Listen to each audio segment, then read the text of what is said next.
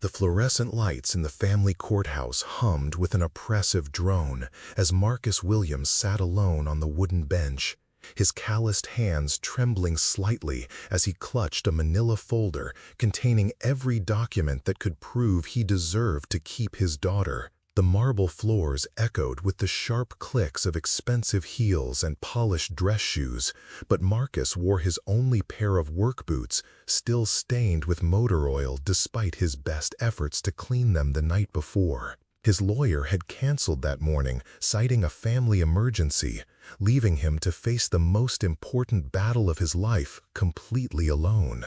Across the hallway, his ex-wife Sandra sat confidently with her new husband, a successful investment banker, and their high-powered attorney who cost more per hour than Marcus made in a week.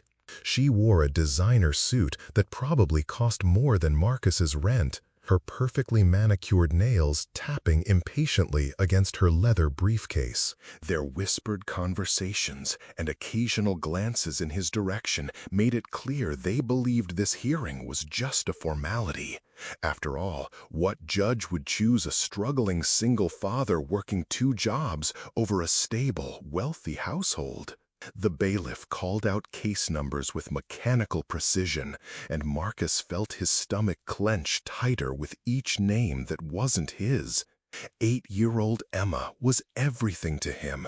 She was the reason he worked 16-hour days, the reason he'd taught himself to braid hair from YouTube videos, the reason he'd learned to make pancakes shaped like butterflies every Sunday morning. But in this sterile courthouse, surrounded by people in expensive suits discussing his life like a business transaction, Marcus felt smaller than he ever had. 3 months earlier, Sandra had filed for full custody, claiming Marcus's financial instability and demanding work schedule made him an unfit parent. She painted a picture of a man too poor and too busy to provide the life Emma deserved. The truth was more complex, but truth didn't always matter in family court. Marcus worked as a mechanic at Rodriguez Auto Repair during the day and drove for a rideshare company at night, every dollar earned going toward rent, food, and the small extras that made Emma smile.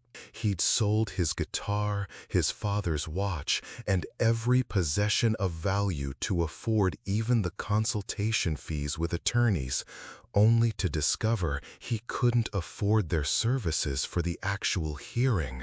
The night before the custody hearing, Marcus had stood in Emma's bedroom doorway, watching her sleep peacefully in the twin bed he'd painted pink with unicorn stencils.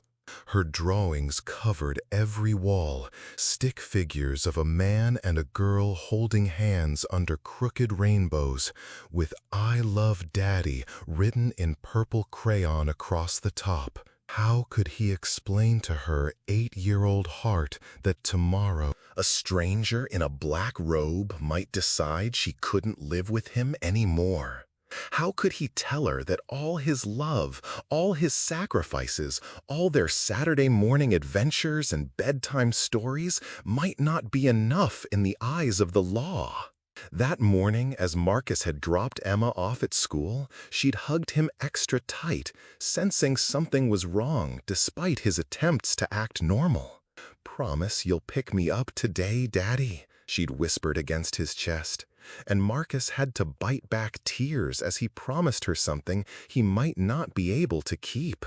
He'd watched her run toward the school building, her backpack bouncing with each step, and wondered if it might be the last time he'd do the school drop-off as her father. Now, sitting in the courthouse, Marcus replayed every moment of doubt Sandra's lawyer would use against him. The times he'd been late picking up Emma because of work, the modest apartment they shared compared to Sandra's sprawling suburban home, the carefully documented instances when he'd sent Emma to school with a packed lunch instead of money for the cafeteria, not because he wanted to save money, but because he'd learned she preferred the sandwiches he made with little notes tucked inside. The courtroom doors opened with a heavy thud, and Marcus watched as other families emerged, some crying tears of joy, others walking away in devastated silence. Each outcome reminded him how much power rested in the hands of one person, the judge who would decide Emma's fate. He'd researched Judge Patricia Hawthorne extensively, reading every available article about her 30-year career on the bench. She was known for her no-nonsense approach and her particular attention to children's welfare. But beyond the professional accolades and legal precedents, Marcus had no idea what kind of person would be determining his daughter's future. As the afternoon wore on, Marcus noticed an elderly woman struggling with a broken-down car in the courthouse parking lot. From his seat by the window, he could see her standing helplessly beside a smoking sedan, her judicial robes draped over one arm as she spoke frantically into her phone. The parking lot was nearly empty, and security guards were focused on the building entrances, leaving the woman stranded in the summer heat. Marcus glanced at the clock on the courthouse wall. His case wasn't scheduled for another hour, and despite everything weighing on his mind, he couldn't watch someone in distress without offering help. 25 years of working with his hands had taught him that most car problems had simple solutions, and leaving someone stranded went against everything his father had taught him about being a decent human being. He approached the woman cautiously, not wanting to startle her. "Excuse me, ma'am, I couldn't help but notice you're having car trouble. I'm a mechanic, and I'd be happy to take a look if you'd like." The woman looked up from her phone, her silver hair slightly disheveled from the stress, and Marcus could see the relief wash over her face. She was probably in her 60s, with kind eyes behind wire-rimmed glasses, and something about her reminded him of his late mother. "Oh, thank goodness," she said, pressing a hand to her chest. "I was supposed to be back in court 20 minutes ago, but my car just started smoking and making this terrible grinding sound. I've called 3 tow trucks, but they all said it would be at least 2 hours." She gestured helplessly at the sedan, which was indeed releasing a steady stream of white smoke from under the hood. Marcus rolled up his sleeves, grateful for something concrete he could fix in a day full of uncertainties. "Let me take a look. Most overheating issues are pretty straightforward." He popped the hood and immediately identified the problem. A loose clamp had allowed a coolant hose to slip off, causing the engine to overheat rapidly. It was exactly the kind of simple fix that looked catastrophic to someone unfamiliar with car mechanics, but could be resolved in minutes with the right knowledge. "You're in luck," Marcus told her, already reaching into his pocket for the small toolkit he always carried. "Just a loose coolant hose. I can have you back on the road in 5 minutes." The woman watched in amazement as Marcus's experienced hands quickly reattached the hose and secured the clamp, then checked the coolant levels and tested the radiator cap for proper pressure. "I can't believe it was that simple," she said, shaking her head in wonder. "The engine was making such horrible noises, I thought I'd need a complete replacement." Marcus chuckled, wiping his hands on the shop rag he kept in his back pocket. "Cars are like people sometimes. They make a lot of noise when they're hurting, but usually they just need someone to pay attention to what's really wrong." As the woman prepared to leave, she turned back to Marcus with genuine gratitude in her eyes. "I can't thank you enough for this. Most people would have just walked past someone in trouble. You're clearly a good man." She reached into her purse, but Marcus held up a hand to stop her. "Please, no payment necessary. Just glad I could help. Hope the rest of your day goes better." Marcus returned to the courthouse with a small sense of satisfaction, having solved at least one problem in a day full of unsolvable challenges. He'd used up 30 minutes of his waiting time, but helping someone in need had steadied his nerves and reminded him of who he really was beneath all the anxiety and self-doubt. His father had always said that character wasn't what you did when people were watching, but what you did when you thought no one would ever know. Back in the courthouse hallway, Sandra and her legal team were reviewing their strategy with the confidence of people who'd never doubted the outcome. Marcus caught fragments of their conversation about Emma's best interests and financial stability, clinical terms that reduced his daughter to a set of variables in an equation. They spoke about her as if she were a commodity to be allocated, rather than a little girl who still slept with the stuffed elephant Marcus had won for her at a county fair 2 years earlier. The bailiff finally called Marcus's case, and his heart hammered against his ribs as he walked into the courtroom. The space felt enormous and intimidating, with high ceilings and formal portraits of long-dead judges staring down from the walls. Sandra and her attorney took their seats at the plaintiff's table with practiced confidence, while Marcus sat alone at the defendant's table, acutely aware of how his work clothes stood out in the formal environment. "All rise for the Honorable Judge Patricia Hawthorne," the bailiff announced, and Marcus felt his knees nearly buckle as he recognized the woman entering the courtroom. It was the same woman whose car he'd fixed in the parking lot less than an hour earlier. Judge Hawthorne took her seat at the bench, and for just a moment their eyes met across the courtroom.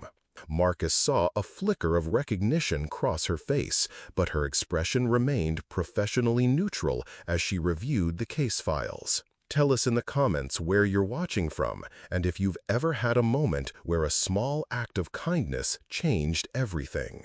Sandra's attorney launched into his opening statement with theatrical precision, painting Marcus as a well-meaning but fundamentally inadequate father. He presented charts showing Marcus's income compared to Sandra's household earnings, photographs of their respective homes, and testimony about Marcus's demanding work schedule. Every argument was technically accurate, but stripped of context, reducing Marcus's sacrifices and love to mere statistics on a legal brief.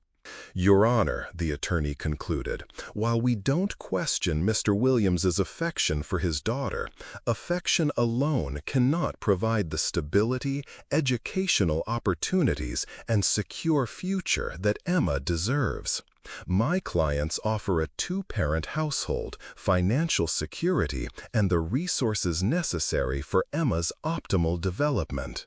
When it was Marcus's turn to speak, he rose on unsteady legs, acutely aware that he had no legal training, no prepared speeches, and no attorney to guide him through the labyrinthine process of family court. He looked across the courtroom at Sandra, remembering how they'd once planned a future together, how they'd both cried tears of joy when Emma was born, and how quickly love could turn to legal warfare when a marriage failed. "Your Honor," Marcus began, his voice stronger than he'd expected. "I won't pretend I have as much money as my ex-wife, or that I can offer Emma the kind of material advantages she'll have in their household. But I can tell you that every single day for the past 3 years since our divorce, Emma has been my first thought when I wake up and my last thought before I fall asleep." He pulled out his phone, showing the judge the lock screen photo of Emma grinning toothlessly after losing her first tooth. "This little girl taught me that being a parent isn't about having the perfect house or the perfect income. It's about showing up every single time, no matter how tired you are or how many bills need paying. It's about learning to braid hair because she wants to look pretty for school pictures. It's about working 2 jobs so she can take piano lessons, even though it means I drink coffee instead of eating lunch most days." Judge Hawthorne listened intently, occasionally making notes, and Marcus noticed she seemed to be weighing his words more carefully than he dared hope. He continued, "Emma knows I'll always be there for her. When she has nightmares, she runs to my room because she knows I'll read her stories until she feels safe again. When she brings home drawings from school, I hang every single one on our refrigerator because her artwork is more important to me than any decoration money could buy. Sandra's attorney objected to the emotional testimony, arguing that feelings couldn't override practical considerations about Emma's welfare. But Judge Hawthorne allowed Marcus to continue. There was something in her demeanor that suggested she was hearing more than just legal arguments in her courtroom that day. "I know I can't give Emma everything," Marcus admitted, his voice thick with emotion. "But I can give her something that no amount of money can buy. I can give her a father who loves her unconditionally, who sees her as the most important thing in his world, and who will sacrifice everything to make sure she grows up knowing she's valued for who she is, not what she has." The courtroom fell silent as Marcus sat down, and for a moment the only sound was the distant hum of air conditioning and the scratch of Judge Hawthorne's pen across her notepad.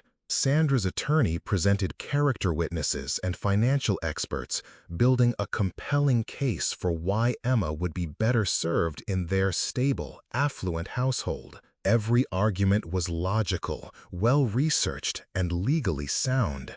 But when Judge Hawthorne finally spoke, her voice carried a weight that suggested she was considering factors beyond the legal briefs and financial statements spread across her desk. "I've been presiding over family court cases for 30 years, she began, "and I've learned that the most important evidence often can't be found in documents or testimony." She looked directly at Marcus, and he felt as though she was seeing past the nervous man in work clothes to something deeper.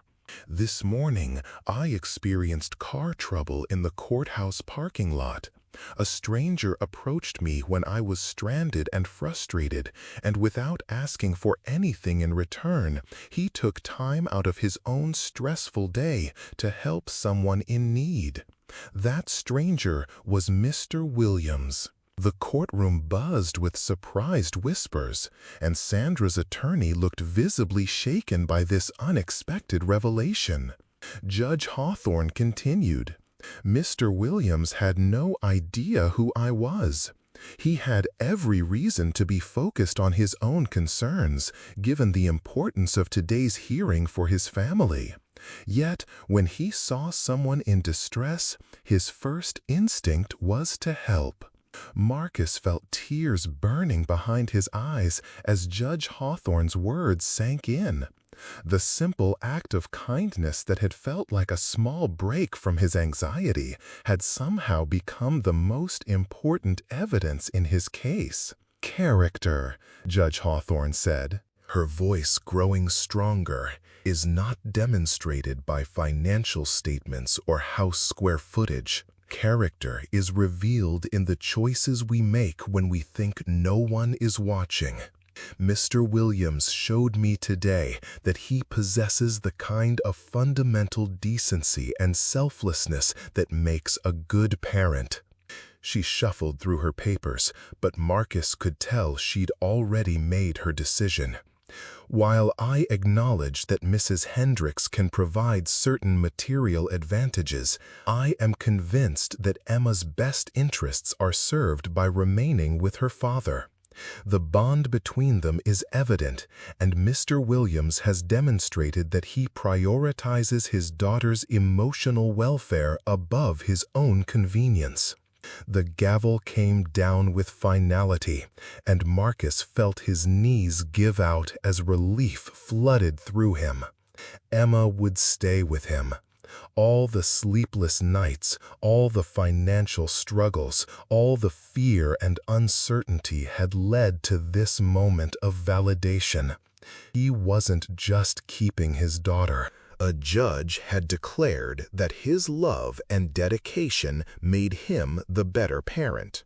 Sandra burst into tears, and her attorney immediately began discussing appeal options, but Marcus barely heard them. Judge Hawthorne had seen something in him that he'd sometimes struggled to see in himself. She'd recognized that being a good parent wasn't about having the most resources, but about having the biggest heart. As people filed out of the courtroom, Judge Hawthorne approached Marcus quietly. "Mr. Williams, I want you to know that my decision wasn't based solely on your kindness in the parking lot, though it certainly reinforced my assessment of your character. Your daughter is lucky to have a father who puts her needs above his own comfort and convenience." Marcus could barely speak through his emotion. "Thank you, Your Honor. I promise Emma will never doubt how much she's loved." Judge Hawthorne smiled, the stern judicial mask dropping for just a moment to reveal the grandmother she probably was outside the courtroom. "I have no doubt about that. Take care of that little girl, and take care of yourself, too." That afternoon, Marcus picked Emma up from school with tears of joy still fresh on his cheeks. When she ran to him with her usual enthusiasm, he swept her up in his arms and held her tighter than ever before. "Daddy, why are you crying?" she asked, touching his cheek with her small hand. "Happy tears, sweetheart," Marcus whispered against her hair. "Just really, really happy tears."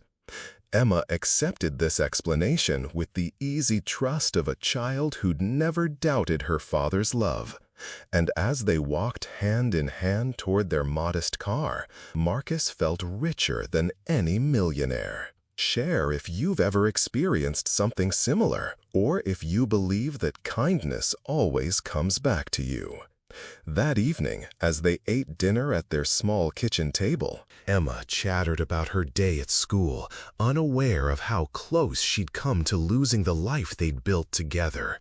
Marcus listened to every word, marveling at how the simple act of helping a stranger had saved everything he cared about.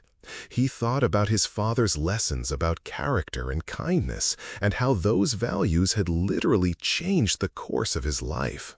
Judge Hawthorne's words echoed in his mind throughout the evening. She'd seen past his financial struggles and work clothes to recognize something deeper, something that couldn't be bought or manufactured. In a world that often measured worth by bank account balances and material possessions, she'd chosen to value integrity and love above everything else. As Marcus tucked Emma into bed that night, she looked up at him with her mother's eyes but his stubborn chin. "Daddy, will you always be here to read me stories?" she asked, and Marcus felt his heart break and heal simultaneously. "Always, baby girl," he promised, kissing her forehead. "Always and forever." Emma smiled and closed her eyes, secure in the knowledge that her daddy's promises were unbreakable. And Marcus sat beside her bed for a long time, watching her sleep and marveling at how much his life had changed in a single day. The custody battle was over, but Marcus knew the real work was just beginning. He had a daughter to raise, a future to build, and a responsibility to prove Judge Hawthorne right every single day. But as he finally turned off Emma's bedroom light and headed to his own room, Marcus felt something he hadn't experienced in months: hope. Outside, rain began to fall against the windows of their small apartment, but inside, everything was warm and safe, and exactly as it should be. Sometimes, Marcus reflected, the smallest acts of kindness create the biggest miracles. Sometimes, helping a stranger fix their broken-down car fixes something broken in your own life. And sometimes, being a good person when no one is watching is exactly what the right person needs to see. Would you have done the same in his place? Let us know in the comments what you think makes someone a truly good parent. The next morning brought the familiar routine that Marcus had feared he might lose forever. Emma's sleepy face at breakfast, her excited chatter about the upcoming school day, and the precious few minutes of father-daughter time before the world demanded their attention. But everything felt different now, blessed with the knowledge that these moments were his to keep. As Marcus dropped Emma off at school, other parents greeted him with new respect. Word had spread about the custody case, and while some might have expected him to gloat or celebrate publicly, Marcus simply smiled and went about his day. Victory wasn't about proving others wrong. It was about proving himself worthy of the trust Judge Hawthorne and Emma had placed in him. At the auto shop, Marcus threw himself into his work with renewed purpose. Every car he repaired was a step toward securing Emma's future. Every satisfied customer a small victory in building the stable life she deserved. His co-workers noticed the change in him immediately. The worried, stressed man who'd been barely holding himself together for months had been replaced by someone who moved with quiet confidence and unshakable determination. Rodriguez, the shop owner, pulled Marcus aside during lunch. "Whatever happened in that courtroom yesterday, it was good for you," the older man observed. "You're working like a man who knows exactly what he's fighting for." Marcus smiled, thinking about Judge Hawthorne's words about character being revealed in unexpected moments. "I learned something important yesterday," Marcus replied. "Sometimes the most important things in life happen when you're not even trying to make them happen. You just have to be the kind of person who does the right thing, even when it's inconvenient." That afternoon, as Marcus drove his rideshare route, he found himself looking at his passengers differently. Each person who got into his car was fighting their own battles, carrying their own hopes and fears, and deserving of kindness regardless of where they were going or how much they tipped. He helped an elderly man with his groceries, waited patiently while a young mother wrestled with a complicated car seat, and listened compassionately to a college student's stress about final exams. These small interactions, which once felt like obligations that slowed him down, now felt like opportunities to practice the kind of person he wanted Emma to see when she looked at her father. Judge Hawthorne had shown him that character was built in ordinary moments, not grand gestures, and Marcus was determined to live up to that standard every single day. When Emma's bedtime arrived that night, she had a surprise for him.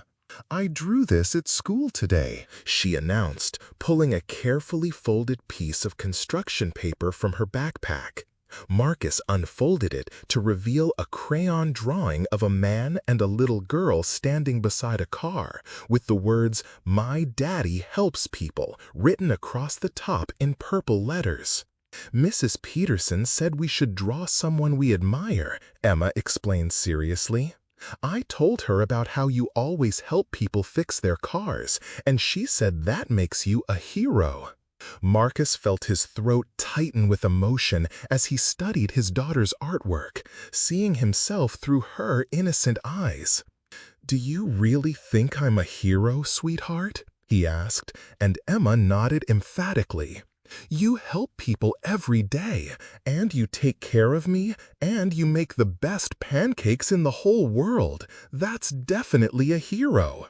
Marcus hugged her tightly, understanding for the first time that he'd been so focused on what he couldn't give Emma that he'd failed to recognize everything he could. As the weeks passed, life settled into a new rhythm, marked by confidence rather than desperation. Marcus still worked 2 jobs, still struggled with bills occasionally, and still worried about providing everything Emma needed. But the fundamental anxiety that had consumed him for months was gone, replaced by the certain knowledge that he was exactly where he belonged. 1 month after the custody hearing, Marcus received an unexpected phone call from Judge Hawthorne's chambers. His first instinct was panic, wondering if Sandra's attorney had found grounds for an appeal, but the judge's clerk quickly put his fears to rest. "Judge Hawthorne would like to speak with you about a community service opportunity," the clerk explained. "She's developing a program for fathers going through custody battles, and she thinks your perspective might be valuable." The following week, Marcus found himself back in the courthouse, but this time as an invited guest rather than a desperate defendant. Judge Hawthorne met with him in her chambers, a space filled with law books, family photos, and the accumulated wisdom of 3 decades on the bench. "I've been thinking about your case," she began, "and I believe there are other fathers in similar situations who could benefit from hearing your story. Would you be interested in participating in a support group for men navigating the family court system?" Marcus was surprised by the request, but deeply honored. "I'd be happy to help, Your Honor. I remember how alone I felt going through that process. If sharing my experience could help someone else, I'm absolutely willing." Judge Hawthorne smiled, and Marcus could see the compassion that had guided her decision in his case. "I've learned that the best advocates for fathers' rights aren't attorneys or activists, but fathers themselves who've proven that love and dedication matter more than financial resources. Your willingness to help a stranger in a parking lot told me everything I needed to know about your character, but your commitment to helping other fathers tells me even more." The support group became a monthly commitment that Marcus treasured. Sitting in a circle with other divorced fathers, sharing strategies for co-parenting, discussing the challenges of single parenthood, and offering encouragement to men facing their own custody battles gave Marcus a sense of purpose beyond his own family's needs. Some of the fathers were wealthy, some were struggling financially like he had been, but all of them shared the same desperate love for their children and the same fear of losing them to a legal system that didn't always recognize a father's irreplaceable role. Marcus found himself becoming the voice of hope in the group, the living proof that good fathers could win custody battles against seemingly impossible odds. One evening, as Marcus was leaving the support group meeting, he encountered Sandra in the courthouse parking lot. She was there for her own legal matter, and for a moment both of them froze, unsure how to navigate this unexpected encounter. "Marcus," she said finally, her voice carrying a mixture of sadness and acceptance, "I wanted to tell you that Emma seems happy when she comes to visit us. Really happy. I can see how much she loves you, and I understand now why the judge made the decision she did." Marcus felt a wave of compassion for the woman who'd once been his wife and the mother of his child. "Sandra, Emma loves you too. She always will. I hope we can find a way to co-parent that puts her happiness first." Sandra nodded, tears gathering in her eyes. "I was so focused on what I thought she needed that I forgot to think about what she wanted. She wants her daddy, and watching her with you, I can see that you're exactly the father she needs." That conversation marked the beginning of a more collaborative relationship between Marcus and Sandra. They developed a custody schedule that gave Emma stability while ensuring she maintained strong relationships with both parents.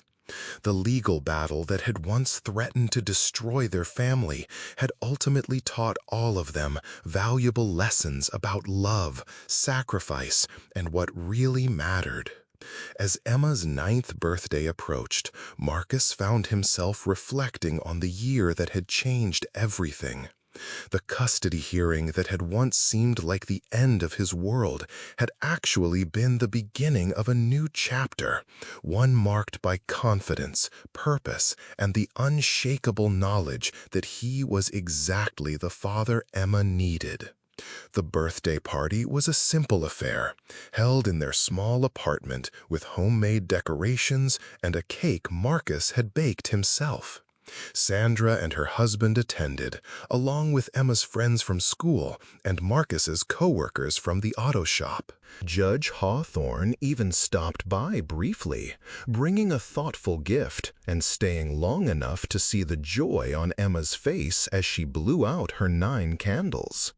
"Make a wish, birthday girl," Marcus encouraged, and Emma closed her eyes tightly, her face scrunched in concentration. When she opened them, she looked directly at her father with a smile that lit up the room. "I wished that every daddy could love their kids as much as you love me," she announced. And the room fell silent with the profound simplicity of a child's wisdom. Marcus felt tears threatening as he realized that his daughter had internalized the most important lesson he could teach her. That love isn't measured by what you can buy, but by what you're willing to sacrifice. Later that evening, as the last guests departed and Marcus cleaned up the party debris, Emma appeared beside him with a serious expression. "Daddy, I heard some of the grown-ups talking about the judge and the car and the courthouse. Did something important happen that I don't know about?" Marcus sat down at Emma's eye level, considering how to explain the complexity of their custody battle in terms a 9-year-old could understand. "Remember how Mommy and I had to go to court to decide where you would live?" Emma nodded solemnly. "Well, I was very scared that the judge might decide you should live with Mommy all the time. But I wanted to live with you," Emma said, as if it were the most obvious thing in the world. "Did you tell the judge that?" Marcus smiled at his daughter's innocent faith in the power of simple honesty. "I told her how much I love you and how important you are to me. But the most important thing happened when I helped the judge fix her car in the parking lot before I even knew she was the judge." Emma's eyes widened with understanding. "You helped her because that's what good people do, right?" Like when you taught me to help my friends when they're sad or when their backpacks are too heavy. Exactly like that, sweetheart. And the judge saw that helping people is just who I am, not something I do to get something in return. That's how she knew I would always take good care of you. Emma hugged him tightly, and Marcus marveled at how a child's love could make even the most complex adult situations feel simple and clear. "I'm glad you helped her, Daddy, and I'm glad she let me stay with you." "Me too, baby girl, me too." As Marcus tucked Emma into bed that night, surrounded by the drawings and photos and small treasures that made their apartment a home, he felt a profound sense of gratitude for the journey that had brought them to this moment. The custody battle that had nearly destroyed him had ultimately revealed his greatest strength, the unwavering love of a father who would do anything for his child. Judge Hawthorne's decision hadn't just saved his family. It had taught him that character matters more than credentials, that kindness is never wasted, and that sometimes the smallest gestures create the biggest miracles. A broken-down car in a courthouse parking lot had changed the trajectory of 2 lives, proving that we never know when an ordinary moment might become the most extraordinary thing that ever happens to us. Outside Emma's bedroom window, the city continued its restless rhythm, full of strangers who might need help, children who needed love, and parents fighting their own battles for the right to raise their kids. Marcus understood now that his story wasn't unique in its pain, but it was special in its resolution. Not everyone gets a second chance to prove their worth, and not everyone finds a judge wise enough to see past appearances to the heart beneath. As he turned off Emma's light and whispered goodnight, Marcus made a silent promise to continue living up to Judge Hawthorne's faith in him. Every day would be an opportunity to prove that her decision was right, that good fathers come in all packages, and that love really is the most important qualification for parenthood. The road ahead would still have challenges, financial struggles, and the ordinary difficulties of raising a child as a single parent. But Marcus faced that future with confidence, knowing that he'd already passed the most important test of his life, proving that when character matters more than money, a good man can overcome any obstacle to protect the people he loves most. Sometimes the most important battles are won not with legal arguments or financial resources, but with simple human decency and the courage to help a stranger when no one is watching. Sometimes being exactly who you are, in your work boots and your honest heart, is more powerful than any advantage money can buy. And sometimes fixing a stranger's broken-down car fixes something broken in your own life, creating a chain of kindness that changes everything. Don't forget to subscribe and hit that notification bell, because our next story has an even more powerful twist that will leave you speechless. Click the link below to watch and prepare to have your heart completely transformed.